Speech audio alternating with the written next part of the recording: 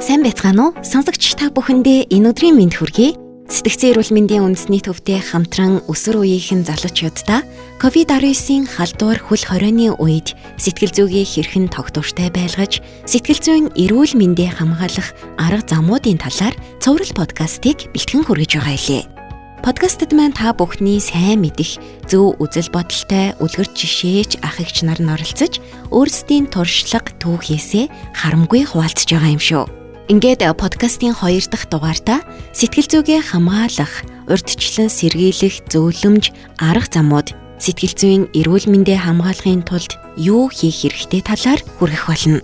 Энэ удаагийн зочноор Батбилэг Үлзий сошиал хаягаараа кино дуу оруулалтын контент хийдэг залуу уран бүтээлч оролцож, өөрийн сэтгэл зүгээ хэрхэн хамгаалж байгаа талаарх сэтгэгдлээ хуваалцсан юм. Сайн байцгаана уу?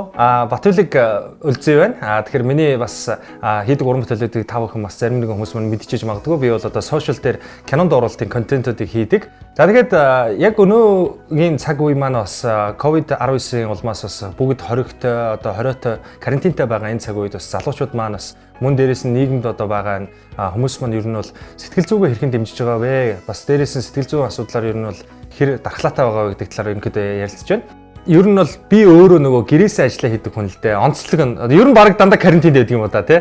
Хуучин карантинд байсан юм шиг л баг амьдарч байсан учраас гэртээ бол 24 цагийн баг 20 цагийг өнгөрүүлж байгаа. Тэгэхээр миний хувьд бол одоо бас өөрийнхөө сэтгэл зүг хэрхэн бас дэмждэг вэ гэвэл би бас өөрийнхөө хийж байгаа уран бүтээлүүдтэй бол анхаарлаа их гол төлөвлөрөөд анхаарчдаг. Тэгэхээр нөгөө нэг бас гадны ертөнцид бас нөгөө сөрөг муу муухай мэдээлэл эсвэл гадны ертөнцийн элдв янзын сөрөг зүйлүүдээс их холдож бас өөрийгөө цэнгэлдэг байгаа. Магадгүй бас ер нь бол ингэдэг л дээ. Амралт гэдэг бол өөрөө бидэнд бол боломжийг үргэлж олгож идэг. Тэгэхээр энэхүү одоо бас карантины үе маань болохоор бидэнд маш том цаг хугацааг бэлгэлж байгаа юм болоо гэж миний хувьд бол бодож байна. Тэгэхээр та бүхэн маань бас энэхүү цаг хугацааг ашиглаад өөрийгөө хөгжүүлээд за хайртай гэр бүлийнхэнтэйгээ дотн бас харилцаатай байгаасаа гэж хүсэж байна.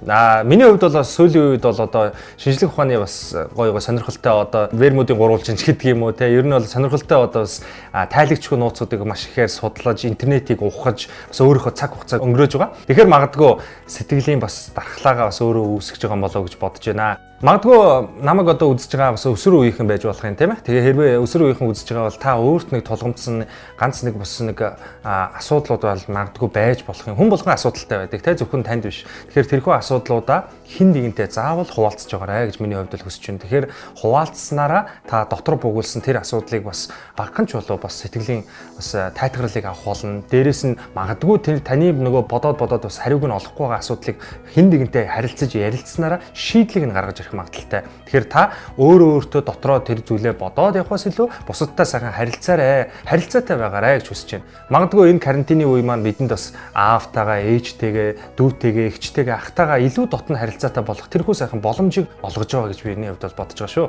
Яг энэ цаг үед бол бас та өөрөө ганцаараа биш шүү. Хүн болгон бас тий тантай яг адилхан бас өөрөөсдийнхөө ингээд тодорхой орчин зайндаа бол одоо бас өөрөөгөө хөгжүүлээд байж байгаа. Тэгэхээр залуучуудаа та ганцаараа биш өөртөөгөө сайхан ажиллаарай. Юм бүхэн удаа үргэлжлэхгүй шүү дээ. Тэгэхээр энэ бол цаг хугацааны л асуудал залуучуудаа.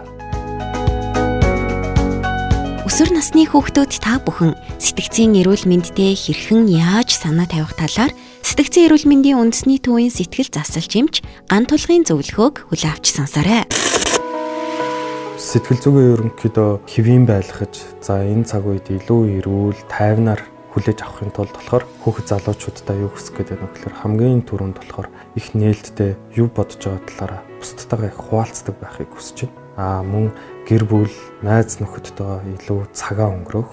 За болж өгвөл альва мэдээллийг шууд хин нэгний айд сандарсан бухимдсан байдлаар нь шууд хүлээж авах гэлгүйгээр тухайн мэдээллүүдээс жаахан зай барьдаг байх нь зүйт. Яагаад гэвэл ахмад тодорхой хэмжээний өөрсдөө ч туршлагатай гэж үзэж байгаа хүмүүс маань заримдаа сэтгэл хөдлөлтөд автаад буруу мэдээлэл, буруу ташаа байдлаар өөрсдөө ч ойлгуулж болцсохгүй учраас сөрөг альва зүйлсийг хүлээж авалгүйгээр инээд хөөртөө баяртай байж энэ дархлаагаа дэмждэг учраас сөрөг зүйлсээс аль болох зайлсхийх нь зүйтэй. Дараагийн нэг зүйл болохоор маш сайн унтаж амардаг байх хэрэгтэй. Энэ цаг үед өөрийн тарих толгой, бие махбод за өдрөөс өдөрт өсөж хөгжиж байгаа биеийг хамгаалахын тулд орой тогтмол цагт унтдаг. болж өгвөл өдөрт 8-аас 10 цагийг залуучууд маань унтаж өнгөрөх нь эрүүл мэнд, дархлаа, сэтгэлгээний хувьд маш сайн үр дүнтэй байдаг.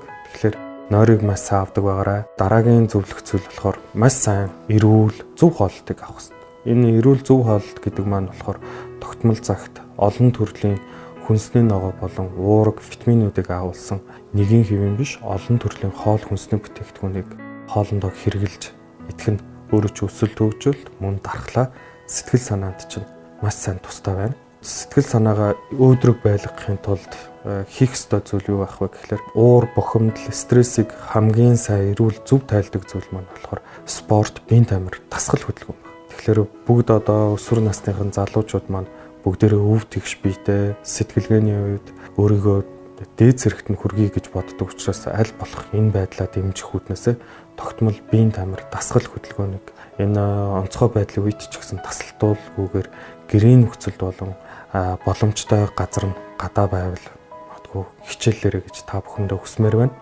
Сүүлийн үед энэ олон улсад болон энэ 20 цэрийн дэглэмтэй холбоотойгоор цахим ертөнцид дэлгэцэн дэргэд цагаа өнгөрөх байдал илүү улширч байна. Энэ маань өөрөлдсөн хүн хоорондын амьд харилцаа, за тодорхой хэмжээний мэдрэмжээ зүйтэйгээр илэрхийлэх гэлгүүгээр буруу дадлыг нэлээд сайн суулгаж байна. За мөн элдв тоглоом, за мөн дээрэс нь цахим сөрөг мэдээллүүдэд нэлээд урайлан дуудах. За үүнийгээ дагалдаад маш их тандалт авч байгаа гэсэн одоо юу гэдгийг сэтгэл зүйн хувьд докторгүй байгаа хүмүүсийн ярианд их автах байдал их гарч байна. Тэгэхээр энэ болгоноос та бүхэн аль болох зайгаа бариарай.